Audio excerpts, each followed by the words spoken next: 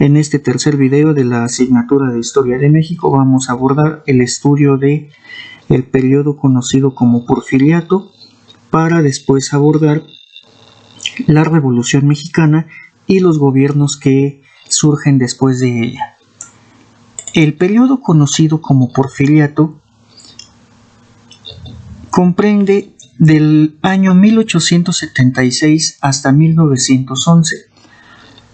Este periodo fue interrumpido solamente durante 4 años, de 1880 a 1884, cuando el compadre de Porfirio Díaz, Manuel González, asume la presidencia para dar la apariencia de que no habría reelección.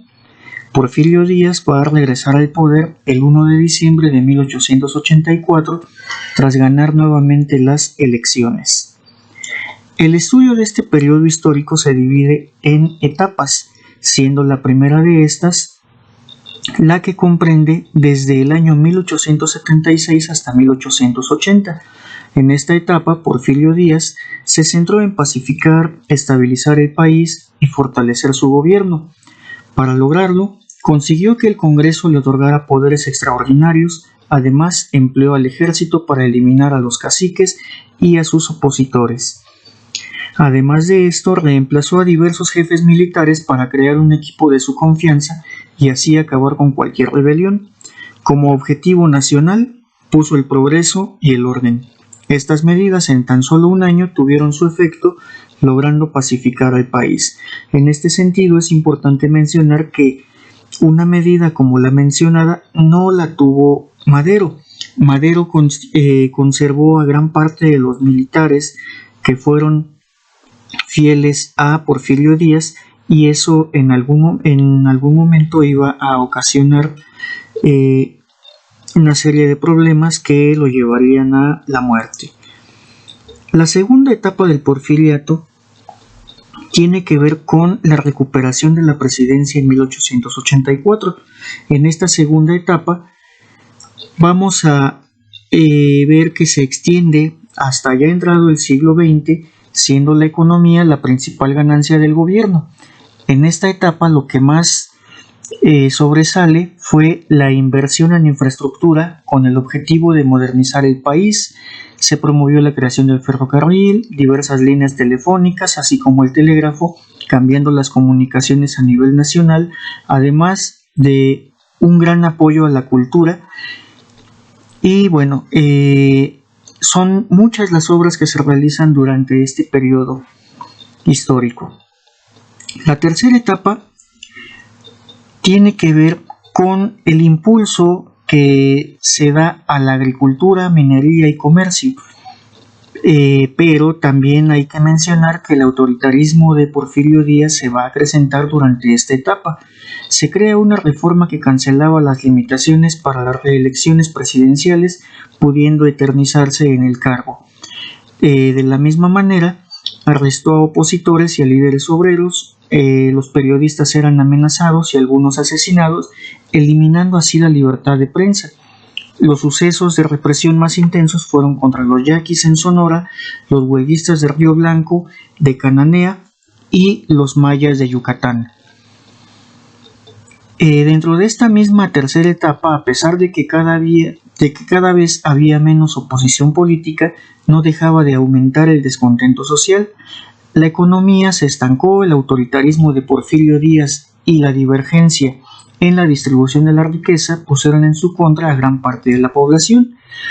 Todos estos sucesos van a ocasionar que en 1910 se inicie la Revolución Mexicana. Porfirio Díaz va a renunciar a su cargo el 25 de mayo de 1911, terminando así su dictadura conocida como Porfiriato. Como crisis del Porfiriato podemos mencionar algunos elementos que comenzaban a dar señales de debilidad a inicios del siglo XX. Elementos como la agitación social y el estancamiento económico aumentaron el descontento.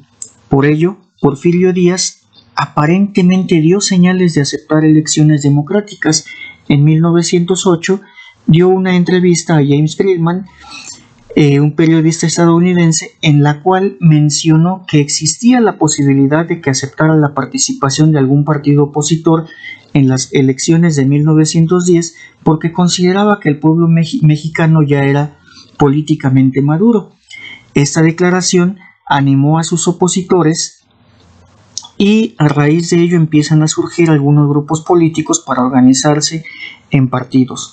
Uno de los más destacados fue Francisco I. Madero, el cual estaba a cargo del movimiento antirreeleccionista, y en 1910 va a presentar su candidatura, teniendo gran éxito en su campaña. Tras iniciarse la revolución, las fuerzas de seguridad del régimen de Porfirio Díaz reaccionaron arrestando o matando a algunos de sus dirigentes, como Aquiles Cerdán. A pesar de esto, el levantamiento era casi completo, consiguiendo en poco tiempo grandes avances. El 25 de mayo de 1911, finalmente Porfirio Díaz, como ya se mencionó, va a renunciar al poder y se exilia en París, donde va a fallecer en el año de 1915. De esta manera, el porfiriato llega a su fin y comienza el periodo conocido como la Revolución Mexicana.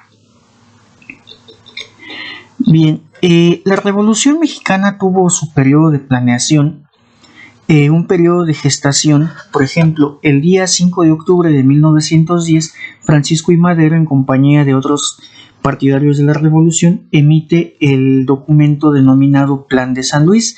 En él declara nulas las elecciones efectuadas en ese año, en las cuales Porfirio Díaz volvía a ser electo mediante un fraude electoral como presidente para el siguiente periodo.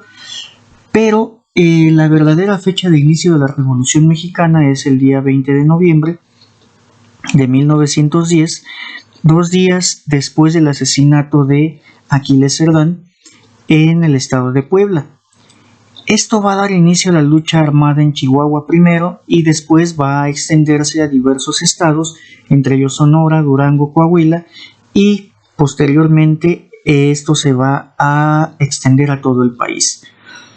Dentro de las causas sociales de la Revolución Mexicana podemos mencionar que no existían derechos civiles y laborales que protegieran a la mayoría de la población. Esta se encontraba formada principalmente por campesinos y obreros. Por ejemplo, las jornadas laborales eran de entre 12 y 16 horas según los patrones, y con unos salarios miserables. En el campo, las tiendas de raya seguían existiendo y se pagaba al campesino con mercancías a crédito con precios muy altos que llevaban a quedar endeudados de por vida, y en realidad eran condiciones de esclavitud las que se tenían, no eran condiciones laborales. Ahora, dentro de las causas económicas de esta misma revolución, podemos mencionar que, consecuencia de unas leyes y un gobierno a favor de los potentados, hacendados, industriales, se calcula que el 80% de la tierra cultivable estaba bajo el control del 1% de la población, con el latifundismo pareciéndose más a un feudalismo. Además, las leyes propiciaron que empresas extranjeras se adueñaran de las riquezas y beneficios de la explotación de la tierra. Desafortunadamente, esto sigue sucediendo en la actualidad. Como causas políticas de este fenómeno histórico, podemos mencionar también que no se respetaba la Constitución. El gobierno estaba centralizado durante al menos 30 años en Porfirio Díaz. Todos los poderes estaban centralizados, él dominaba todas las esferas de la política, de los poderes también legislativo y poder judicial. Las cámaras de diputados y senadores hacían lo que Porfirio Díaz mandataba. Como se mencionó, la Revolución Mexicana comienza con la proclama que Francisco I. Madero, en contra del tirano y dictador Porfirio Díaz, hace, llamando a la población a armarse en contra del gobierno central, y esto es conocido como el Plan de San Luis. De manera muy rápida se consigue la primera victoria al ceder el poder un envejecido Porfirio Díaz y comienza un gobierno revolucionario en manos de Francisco I. Madero. El Estado busca reordenarse, pero la situación es muy difícil de controlar. Otros sectores buscan llegar al poder y las divisiones aparecen. De esta manera, el gobierno de Madero es derrocado y asesinado por Victoriano Huerta en el periodo conocido como la Decena Trágica, y nuevamente va a comenzar la lucha. Algunos otros héroes de este proceso histórico son Francisco Villa, Emiliano Zapata, Venustiano Carranza, quienes logran eliminar a Victoriano Huerta.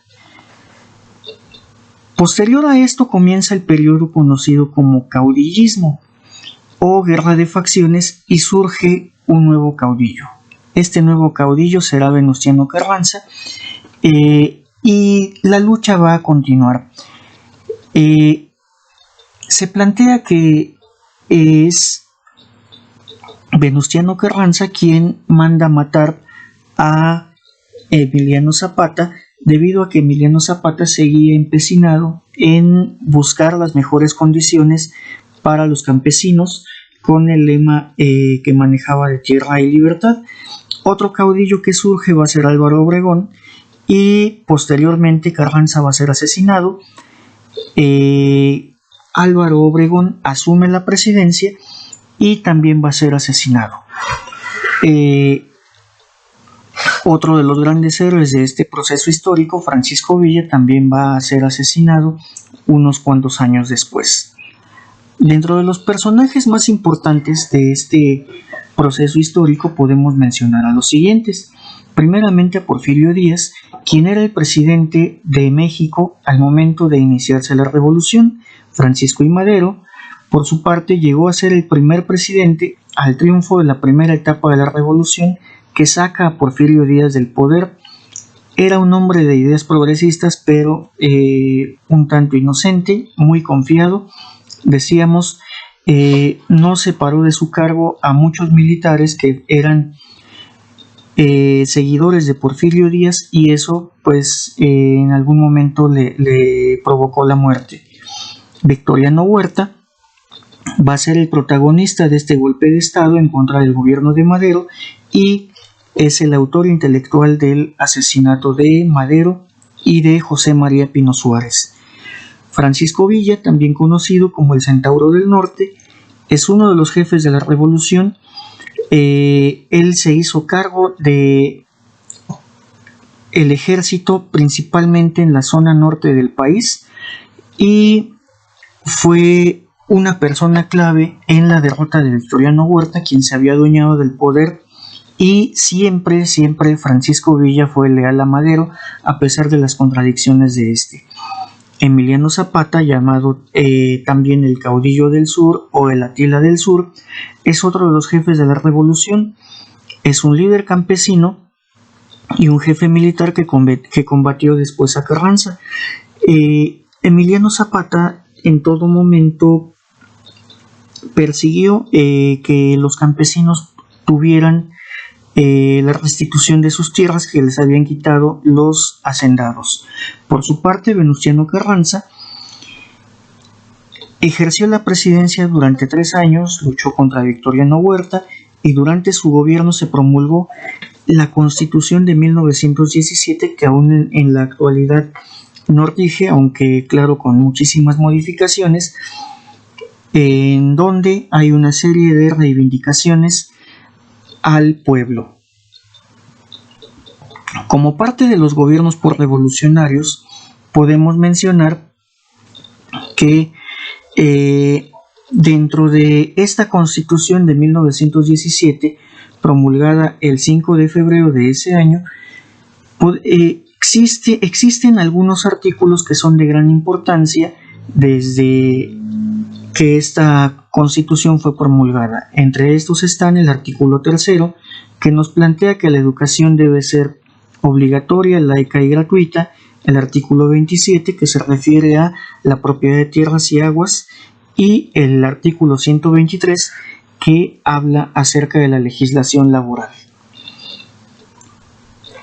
Como parte de la reconstrucción nacional, entendemos que es el periodo en el que, a pesar de que existen algunos conflictos armados, se va a dar una reconstrucción del país, tanto a nivel de infraestructura física como de las instituciones. Tras la proclamación del Plan de Agua Prieta y el asesinato de Carranza, sube al poder Adolfo de la Huerta en el año de 1920. Este político va a ejercer una política de conciliación. Posteriormente asumirá la presidencia Álvaro Obregón de 1920 a 1924 y va a coincidir con un gran auge en la producción petrolera. Se van a rehabilitar las vías férreas que habían sido destruidas durante las batallas de la Revolución y se inicia la construcción de nuevas carreteras, además de la creación de la Secretaría de Educación Pública. Para el año de 1924 llega a la presidencia Plutarco Elías Calles. Durante su gobierno se crean algunas de las instituciones que contribuyen a la transformación económica y social del país. Se crea, por ejemplo, el Banco de México, la Comisión Nacional de Caminos, la Comisión Nacional de Irrigación y el Banco de Crédito Agrícola. Además, durante el gobierno de Plutarco Elías Calles se va a suscitar el conflicto religioso llamado Guerra Cristera, que abarca de 1926 a 1929 y se caracteriza por una persecución que se da hacia algunos sacerdotes y algunos personajes de la religión católica. El periodo conocido como Maximato se va a dar a partir de 1926. En este momento la Constitución va a ser modificada para autorizar la reelección del presidente de la República, supuestamente por una sola vez, pero después de un periodo intermedio, Obregón nuevamente resulta electo. El 17 de julio de 1928 va a ser asesinado mientras asistía a un banquete en su honor. Entre el año de 1928 y 1934 van a gobernar Emilio Portes Gil, Pascual Ortiz Rubio y Abelardo Rodríguez, pero quien estaba detrás de estos gobernantes era Plutarco Elías Calles, quien siguió ejerciendo un gran poder político, de manera tal que va a ejercer mucha influencia en distintas decisiones. A este periodo entonces se le va a conocer como Maximato. De este periodo surgen algunas instituciones importantes y hechos históricos como la autonomía de la Universidad Nacional Autónoma de México y la fundación del Partido Nacional Revolucionario, que posteriormente sería el PRI que conocemos en la actualidad.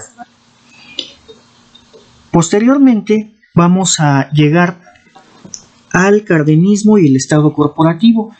Durante el gobierno de Lázaro Cárdenas, que se da de 1934 a 1940, aquí ya se tienen periodos presidenciales de 6 años, se apoyó a los movimientos obrero y campesino, se pudo detener y expulsar a Calles, es decir, se terminó el Maximato, así como forzar a los callistas a que dejaran sus puestos públicos.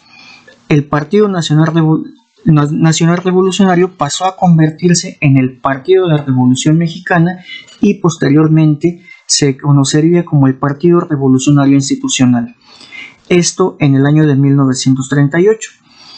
En el nuevo partido se incluyeron a los distintos sectores de la sociedad o corporaciones como el sector obrero, el campesino, el militar y el popular.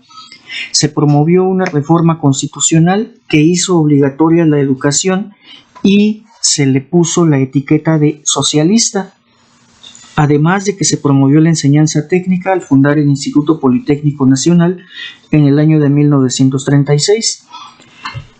Durante este periodo se tuvieron grandes problemas con algunas compañías petroleras que se negaban a aumentar los salarios a los trabajadores. Cárdenas va a solucionar esta situación con la nacionalización del petróleo el día 18 de marzo de 1938. De esta forma, las compañías expropiadas se fusionaron en una sola empresa propiedad del gobierno llamada Petróleos Mexicanos. Durante el gobierno de Cárdenas se abrieron bancos para prestar dinero a los campesinos y se puso en marcha una política indigenista con el fin de incorporar a los indígenas al desarrollo económico nacional. Después del gobierno de Lázaro Cárdenas van a venir algunos modelos económicos que van a buscar el enriquecimiento de México, la modificación de las condiciones de vida de la población, y el primer modelo que vamos a mencionar es el de la sustitución de importaciones. Se conoce así a la política que tienen algunas naciones subdesarrolladas, como era y lo sigue siendo México, que buscan reemplazar los insumos extranjeros por los propios con el propósito de industrializar al país. En México, el modelo de sustitución de importaciones se aplicó durante los gobiernos de Manuel Ávila Camacho de 1940 a 1946 y el gobierno de Miguel Alemán de 1946 a 1952, cuando se fomentó el desarrollo económico y social del país. Un elemento que va a favorecer este proceso es el conflicto que se estaba dando en aquel momento de la Segunda Guerra Mundial. Este conflicto va a generar que Estados Unidos comprara productos naturales a México, tales como minerales, petróleo, frutas, verduras, carne y cereales, e incluso se requirió de fuerza de trabajo de los mexicanos, empezando el movimiento denominado de braceros. El siguiente modelo económico implementado es el modelo de desarrollo estabilizador. Esta fue una política económica del Estado mexicano que tenía como fin generar crecimiento económico, controlar la devaluación y apoyar a la industria nacional. Es decir, se buscó la estabilidad del país. Los gobiernos que aplicaron este modelo fueron los de Adolfo Ruiz Cortines de 1952 a 1958, Adolfo López Mateos de 1958 a 1964 y Gustavo Díaz Ordaz de 1964 a 1970. El problema que tiene este modelo es que al enfocarse en el sector industrial va a sufrir detrimento el sector agropecuario y la industria va a depender de los subsidios del Estado y por ello se volvió poco competitiva. El modelo de desarrollo compartido fue la política económica que implementó Luis Echeverría durante su sexenio, que corrió de 1970 a 1976. Este tuvo como finalidad equilibrar tanto el desarrollo social como económico. Este presidente consideró que era necesario llevar a todos los sectores sociales los beneficios del crecimiento económico. Consideraba que si había crecimiento económico, pero no distribución de la riqueza, entonces el gobierno realizó una alianza con los empresarios, por eso se denomina de desarrollo compartido, para hacer frente a las demandas sociales. Posterior a este periodo va a venir el gobierno de José López Portillo, en lo que se denomina la crisis del sistema político. Este modelo tiene como característica principal que el gobierno pierde la credibilidad ante la sociedad y la confianza de los empresarios. El gasto social fue insuficiente y los índices de pobreza se incrementaron. En respuesta, el gobierno tuvo que llevar a cabo una reforma política, dio una mayor libertad de expresión, mayor participación en los grupos de oposición y buscó la captación de intelectuales de izquierda, pero el país estaba en quiebra. El siguiente modelo económico que se va a implementar a partir de 1982 va a ser el modelo neoliberal, con el gobierno de Miguel de la Madrid. El neoliberalismo comparte los fundamentos filosóficos y doctrinarios del liberalismo económico de Adam Smith, sobre todo la propuesta de una economía de libre mercado. El modelo neoliberal se implementó en los países capitalistas en la década de los 80 como una propuesta política de los presidentes de Estados Unidos, Ronald Reagan, y Margaret Thatcher de Reino Unido. El neoliberalismo entonces busca que el Estado intervenga lo menos posible en la economía. Su función va a ser de simple regulador para evitar la formación de monopolios e impulsar la libre competencia. En México, como ya se mencionó, este proyecto empezó a aplicarse con Miguel de la Madrid, pero va a tener su fuerza mayor durante el gobierno de Carlos Salinas de Gortari de 1988 a 1994. Como parte de las medidas que se tomaron en este periodo, se tiene la venta de empresas del Estado, tales como Mexicana de Aviación, Teléfonos de México, Altos Hornos de México, los canales 7 y 13 de lo que era Imevisión, ahora TV Azteca, beneficiando a un grupo selecto de empresarios y algunos bancos comerciales.